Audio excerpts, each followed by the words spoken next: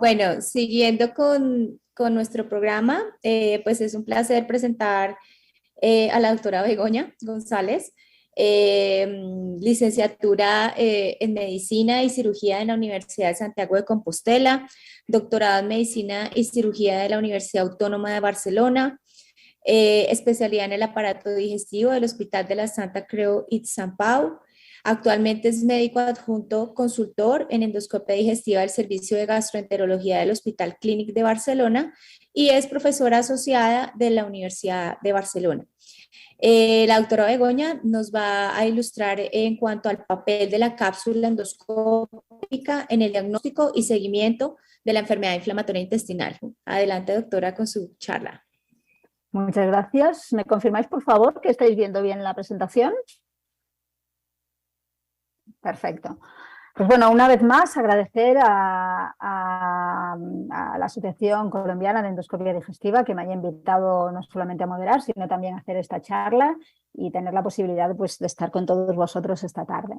Vamos a hablar del papel de la cápsula en la enfermedad inflamatoria intestinal, que cada vez es mayor. Recordad que la cápsula apareció para el estudio de la hemorragia digestiva y ahora probablemente ya estemos igualando en número de procedimientos los que hacemos por hemorragia y los que hacemos para estudio de enfermedad inflamatoria intestinal.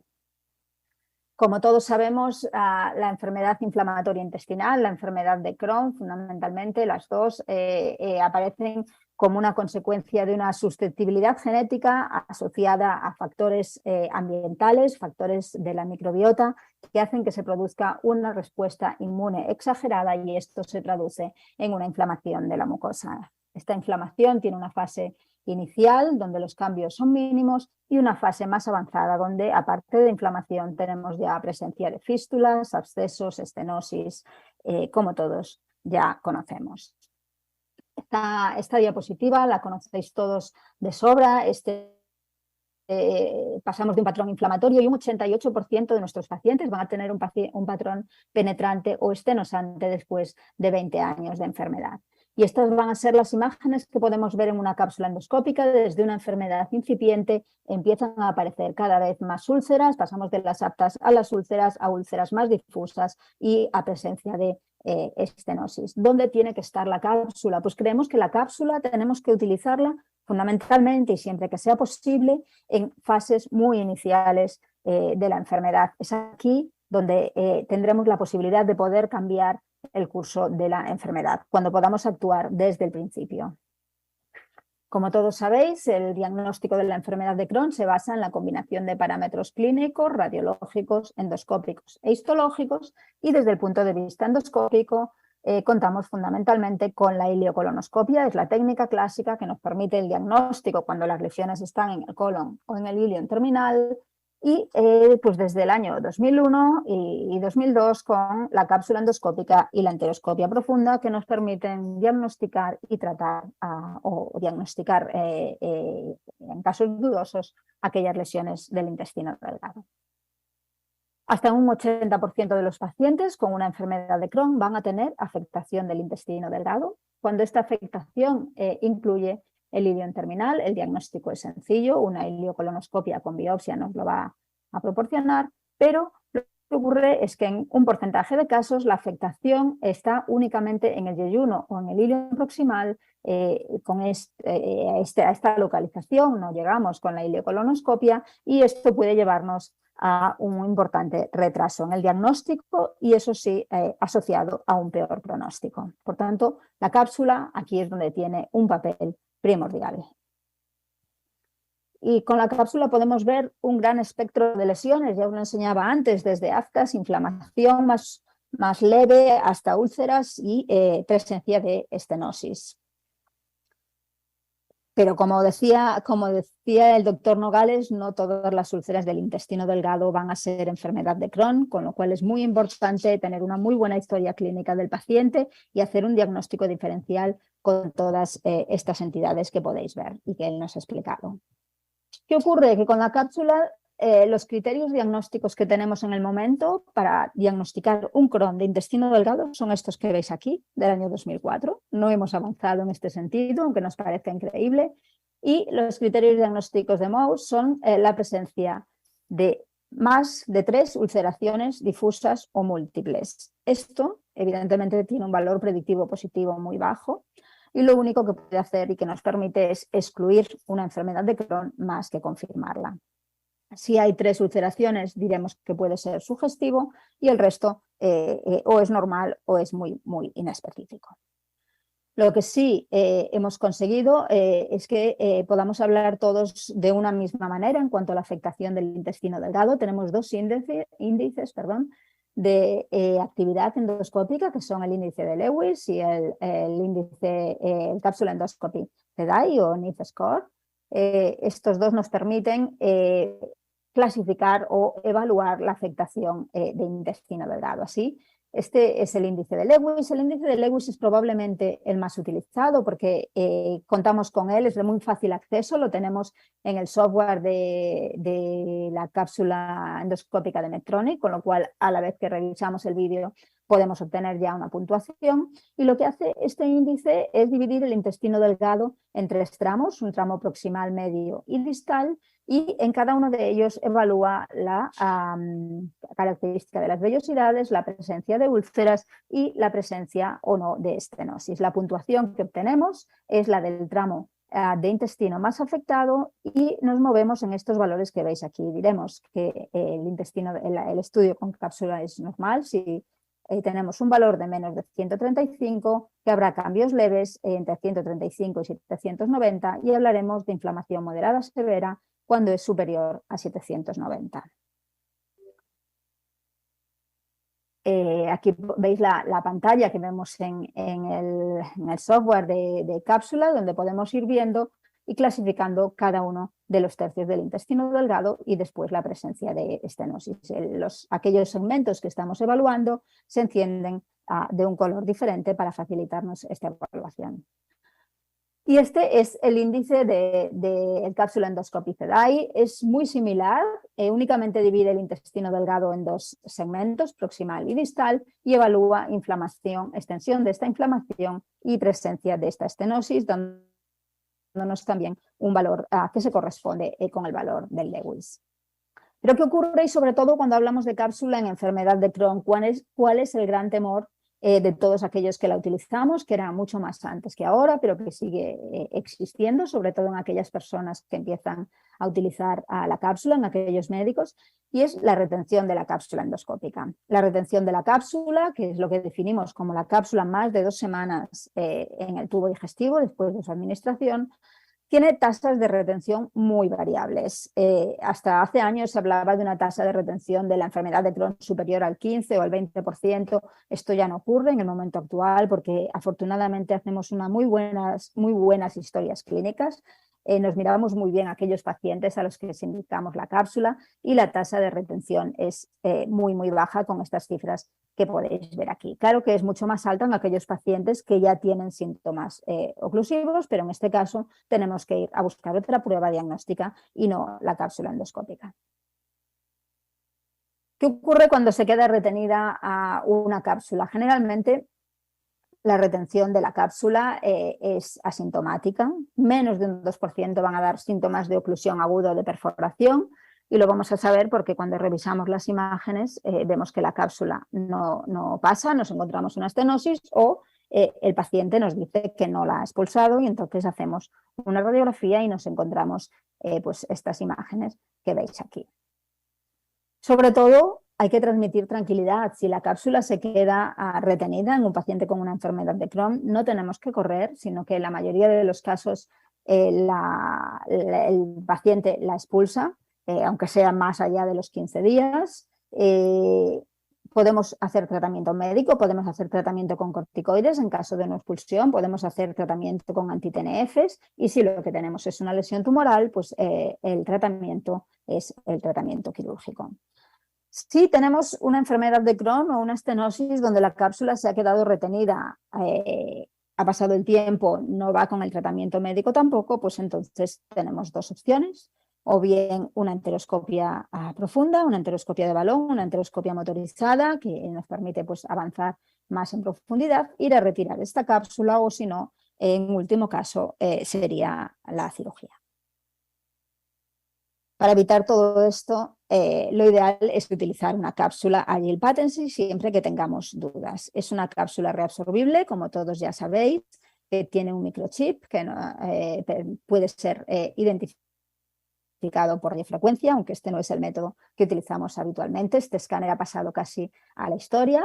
Y lo que ocurre con esta cápsula es que en caso de que exista una estenosis intestinal, en el intestino delgado, es decir, no porque haya retraso en el tránsito en el colon, la cápsula Patency se va a deshacer, sino solamente cuando existe una estenosis en intestino delgado, donde las lactasas intestinales actúan sobre esta cápsula, van a deshacerla. Y este proceso de desintegración se inicia a las 30 horas. ¿Cuándo tenemos que dar una cápsula Patency? ¿En qué pacientes?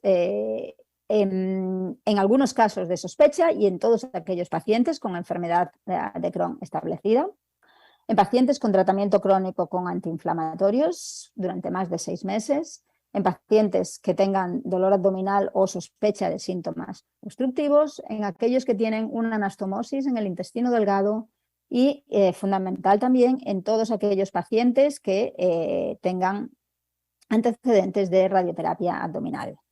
En caso de estenosis vista por una prueba radiológica, puede ser que tengamos que hacer una cápsula Patency si tenemos que hacer una cápsula, pero también otra indicación sería indicación de enteroscopia. El circuito que nosotros seguimos lo vamos a pasar muy rápido.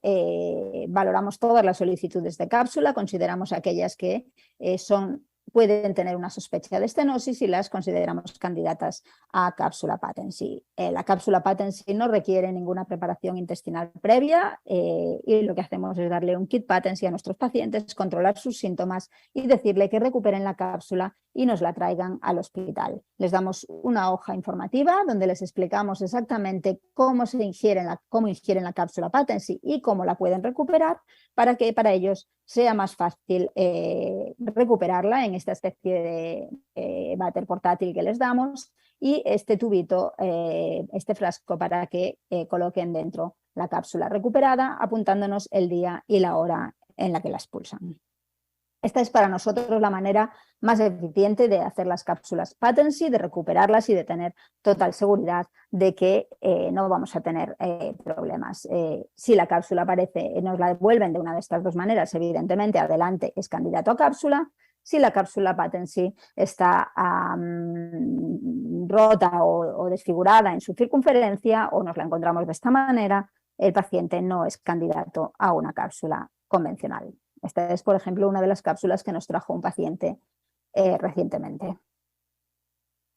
¿Qué ocurre con la cápsula Patency? Pues que también podemos tener, en caso de que haya una estenosis y la cápsula quede allá retenida, podemos tener algún síntoma, pero estos síntomas son transitorios. Tenemos que tener calma también y en algunos casos esto se autolimita, hemos dicho que a las 32 horas desaparece, aunque en algunos casos puede requerir también tratamiento con corticoides. Tenemos que tener en cuenta que a veces no pueden recuperar esta cápsula, son casos muy raros, pero algunos casos hay descritos de que se disuelve muy precozmente. En estos casos en los que tengamos dudas, lo más recomendable es volver a repetir otra cápsula Patency. Y lo que es muy raro, pero también hay algún caso descrito, es un caso de una obstrucción y una perforación secundario a una impactación de una cápsula Patency. Habitualmente esto puede ocurrir en pacientes que ya sepamos que tienen estenosis previas y dilataciones preestenóticas con intestinos especialmente dañados y por tanto en estos casos lo que decíamos podemos hacer directamente una enteroscopia si tenemos que llegar al diagnóstico y evitar la cápsula porque podemos tener otras complicaciones. Por tanto, la cápsula Patency es muy útil, pero tenemos que saber en qué indicaciones y cómo utilizarla. Otra cosa muy importante es este tipo de cápsula nuevo que se llama la Pilcam Crohn, muy útil en la enfermedad de Crohn o en la colitis ulcerosa, colitis indeterminada. Esta es una cápsula muy similar a la cápsula que ya conocíamos, por no decir que es exactamente igual, pero que lleva un software diferente. Es la cápsula de colon previa con 2 cámaras, con 344 grados de visión y una frecuencia de toma de imágenes entre 4 y 35 y que va asociada a un software específico dentro del Rapid 9, que es el software de la cápsula de Crohn, de la Crohn's cápsula, y que es este que veis aquí. Este software nos permite dividir el intestino delgado en 3 fragmentos y otro fragmento para el colon y clasificar a medida que nosotros vamos revisando el vídeo cada una de las lesiones que vemos según su severidad. Y vamos, en esta tabla se va rellenando cuál es la lesión más severa en cada segmento, cuál es la lesión más frecuente en cada segmento, en qué extensión está, si hay o no afectación del colon, y nos permitirá pues realizar un informe muy visual y de mucha información para el médico que nos pide la prueba. Veremos mapas como este que veis aquí, con el grado de afectación, con la extensión de la afectación, y esto a la vez nos ayuda a clasificar las lesiones, porque nosotros vemos una úlcera y podemos clicar al atlas y automáticamente nos dice qué tipo de lesiones son lesiones leves, qué tipo de lesiones van a ser lesiones moderadas y qué tipo de lesiones son lesiones más severas o estenosis. Simplemente comparamos nuestra imagen con todas las que nos da el software. Podemos además medir las úlceras, que esto no podíamos hasta este momento, podemos medirla, tenemos estos 2 tipos de sistemas de medida, tenemos un mapa completo de todas las lesiones que hay y además podemos hacer un control, un seguimiento en función del tratamiento que lleva el paciente. Por ejemplo, en esta primera cápsula el paciente estaba en tratamiento con infliximab, después, estaba en tratamiento con 6-mercaptopurina. A partir de aquí, en la segunda cápsula se empezó el tratamiento con infliximab y nosotros podemos ir viendo de esta manera gráfica cómo es la afectación del intestino. Con lo cual nos da más información en cuanto a la afectación, no solamente para nosotros, sino para el médico que nos pide la prueba y además nos permite hacer un seguimiento a largo plazo. Por tanto, mi recomendación es que en aquellos pacientes que tengamos con enfermedad inflamatoria y tengamos que hacerles cápsulas, hagamos de entrada ya esta cápsula y nos permitirá seguirlo de una manera más estricta o más acurada. Este es el estudio de feasibility de esta cápsula que fue realizado por el doctor Eliakim en 2018 y comprobó que evidentemente nos permite evaluar no solamente el intestino delgado, sino también el colon. Es una cápsula panintestinal y de una manera mínimamente invasiva, por tanto útil para el seguimiento de nuestros pacientes. Por tanto, ¿cuándo vamos a utilizar la cápsula endoscópica en pacientes con enfermedad inflamatoria intestinal? Vamos a hablar de estos 5 escenarios. En primer lugar, cuando utilizamos cápsula en sospecha de enfermedad de Crohn, en enfermedad de Crohn ya diagnosticada. Cuándo es útil la cápsula en la recurrencia postquirúrgica, en la colitis indeterminada y en el seguimiento de la enfermedad de Crohn. Sospecha de enfermedad de Crohn. Vamos a utilizar la cápsula en aquellos casos en que no sea una sospecha únicamente clínica, sino que nos va a ser mucho más útil si existen síntomas compatibles, manifestaciones extraintestinales y alteraciones analíticas o radiológicas. En este caso, haremos la ileocolonoscopia y en caso de que sea negativa, una cápsula endoscópica. ¿Qué ocurre? Que la cápsula va a detectar lesiones que no detecta la radiología y que nos alcanzan además por endoscopia, permitiéndonos hacer un mejor estadiaje de la enfermedad. Ya sabemos por estos metaanálisis clásicos que el tránsito intestinal ha pasado a la historia en el estudio de la enfermedad de Crohn, de la enfermedad inflamatoria intestinal, porque la cápsula es significativamente superior. Lo mismo en cuanto a la colonoscopia y la ileoscopia, la cápsula es superior, pero porque explora aquel otro segmento que no ve la colonoscopia con ileoscopia. Lo mismo ocurre con la enteroscopia de pulsión, es muy sensible, pero solamente en aquellos tramos que explora, y con el enterotac. Por tanto, la cápsula es superior a las otras modalidades en la enfermedad de Crohn no estenosante, en los casos en que no se sospeche una estenosis intestinal.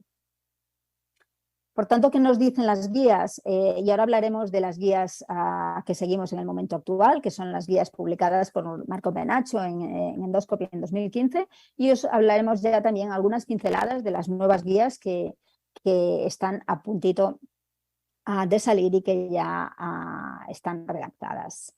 Por tanto, en sospecha de enfermedad de Crohn, inicialmente tenemos que hacer una ileocolonoscopia y en aquellos casos en que sea negativa se recomienda cápsulas siempre que no haya síntomas obstructivos. De entrada, en un paciente sin síntomas obstructivos con sospecha de enfermedad de Crohn no está indicado hacer una cápsula patency, y en caso de que existan síntomas obstructivos, lo que está indicado es hacer una enteroresonancia.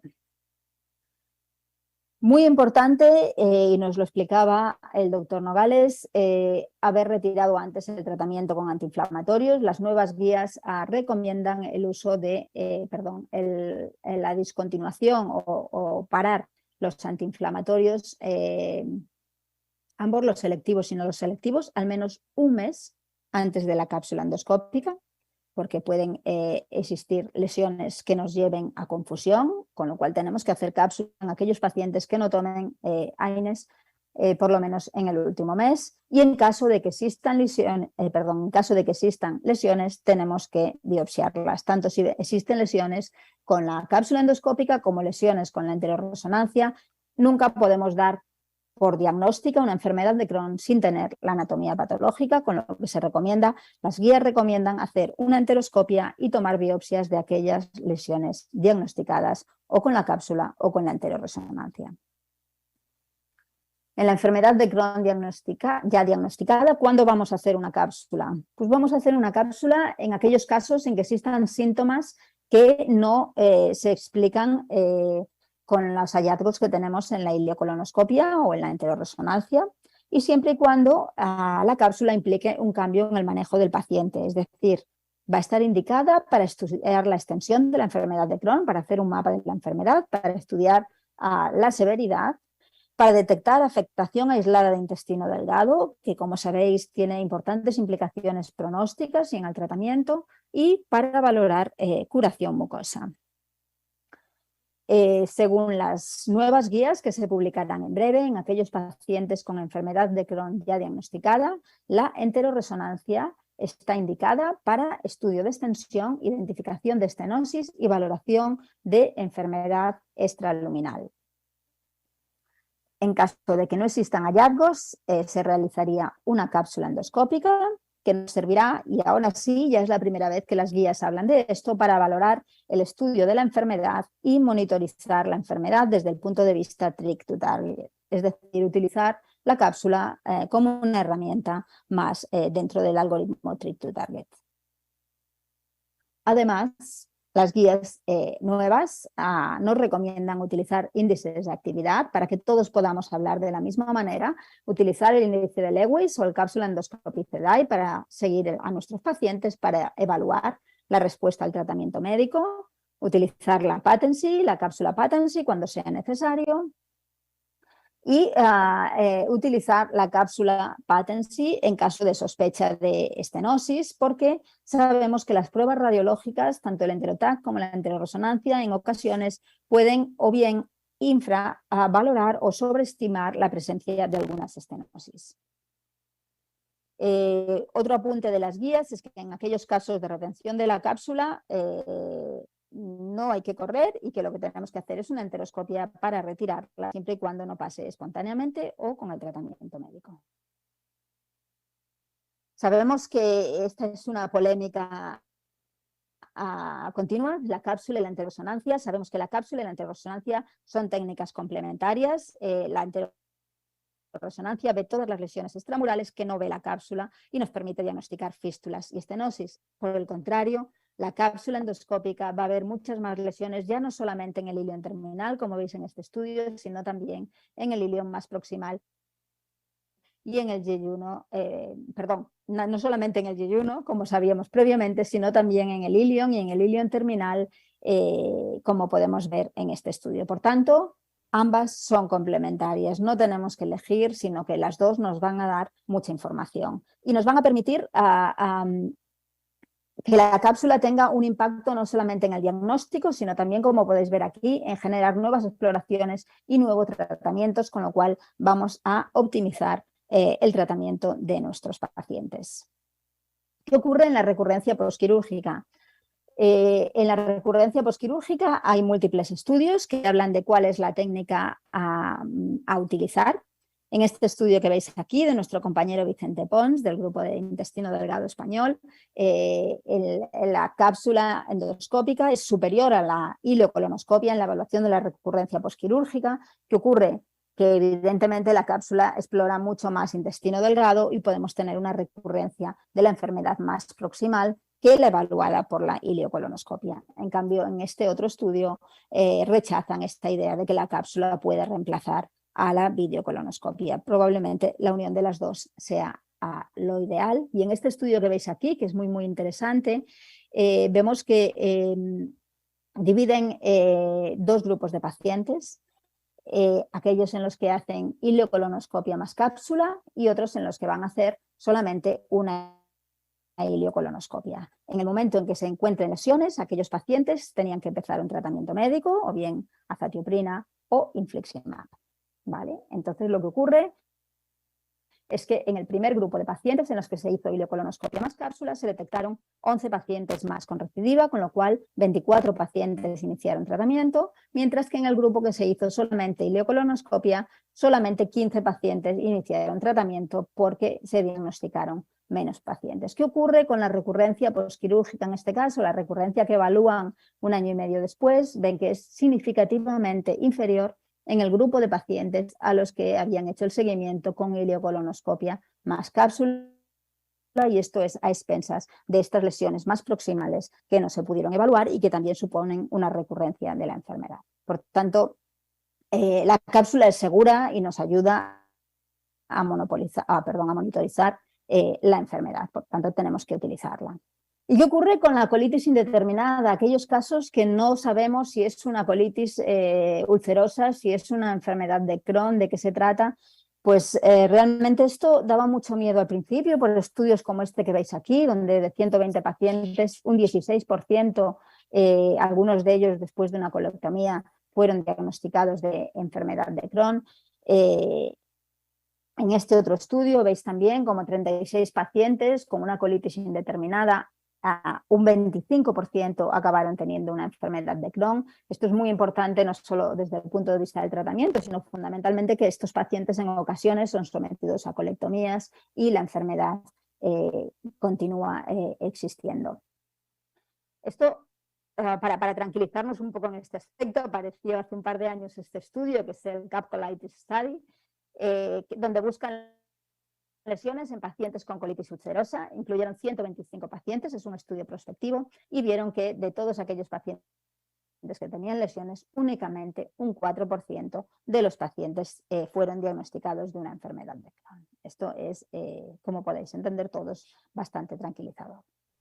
Y por último, ¿cuál es la utilidad de la cápsula en el mucosal healing? Pensábamos que esto nunca llegaría, pero sí, la cápsula es muy útil para valorar la curación a mucosa.